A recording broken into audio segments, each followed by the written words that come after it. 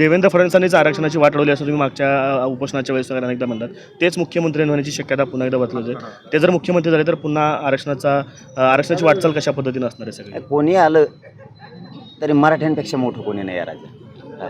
कोणी पण येऊ दे, आम्ही सज्ज आहेत ना. कोणी पण येऊ दे, आरक्षण घेणार ओबीसीतूनच. पुऱ्या महाराष्ट्रातल्या मराठा आरक्षणात 100% गेल्याशिवाय मी हटत नाही. म्हणून तर सामूहिक आमरण उपोषण अंतरवालीला लावलं आहे आम्ही. ते फायनल आहे आमचं. पण मराठ्यांचा बी लय आग्रह आहे. मुंबई एखाद्याच मुंबईसुद्धा होऊ शकते.